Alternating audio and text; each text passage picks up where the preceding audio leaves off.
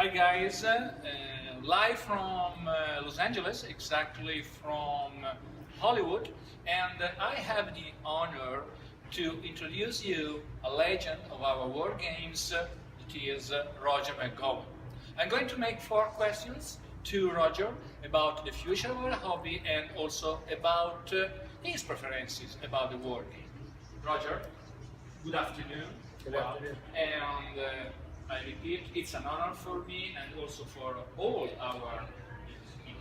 all the Italian players to have the possibility to meet you finally live. And I want to make 4 questions, but sure, about what about the first one, your opinion about the future of the war game in general, or your opinion about the directions that this hobby is following. I think the future is very positive. I see many things with today's technology, certainly the internet, the social network, the fact that more and more people are playing board games today, and the fact that there's just more and more interest. Our experience now with GMT Games, we're publishing more games than we've ever published before. We have more variety, more subjects. C3I Magazine, we're doing the same thing. We have a bigger audience than ever before. Yes, in fact, you are really committed to that. That's right. And so, because of all these things, in terms of my own personal experience, I'm very positive about the future. I see. Well, guys, so by considering these the all new games that GMT is printing, well, it's an honor to introduce the new game that all the players could buy by buying the new mag number 32 C3I and get it. So, Roger, tell me something about this new game, this new short game by Mark Herman, Get It. Well, the idea for this was the printer that I've worked with for many years, who prints C3I Magazine for us here in Los Angeles. He and I are very good friends, and one day he was talking to me about how do you play these games? I mean, he's published our magazine, but he doesn't really know how to play the games. So I said, you know what we really need to do is put a game in the magazine for beginners. And so this game is dedicated to him. His name is Jeff Kay. And so I presented the idea to Mark Herman. And Mark was very excited. He had all kinds of wonderful ideas. And of course, as you know, he is a genius. So I think so, yes, that's true. He's the designer, tremendous designer. So he's designed here a new game for us, for beginners, but on a subject that is very famous. Most gamers know or have heard of Gettysburg. Absolutely. But many of them have never played a game, certainly not a beginner. So that's what this game is for. It's for the beginners.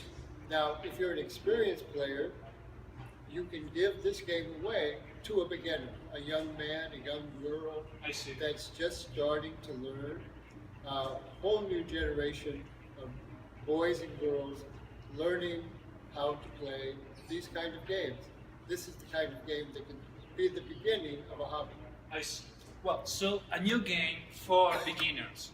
And my personal curiosity, but I think also a curiosity that belongs to a lot of players. What's your favorite war game, Roger? Well, for me, since I go back a long way, Yeah. I first started playing war games when I was in high school in the 1960s. Wow. Avalon Hill. Avalon Hill, obviously. Yes. SPI or Avalon Hill? What's your favorite? Well, yeah, SPI didn't even exist when I. Yes, that's true. 60s. Yeah, when I started. 10 years. There was, 10 years later. That's there true. was no SPI. So I started with Avalon Hill, and I think the first game that I really fell in love with was Africa Corps. Africa Corps. Yeah, designed by Charles Roberts, and that sort of opened up a whole new world. As you know, a map that stretches over most of North Africa, lots of movement, the importance of supply, the special Rommel unit. That was very exciting, and that really got me into the hobby. I see. So Africa Core. Well, guys, and let's finish our short interview. Well, Roger, tell what you want to our Italian players about the hobby and what do you expect from Italian players? Well, I have a very special place for, in my heart, for Italian players.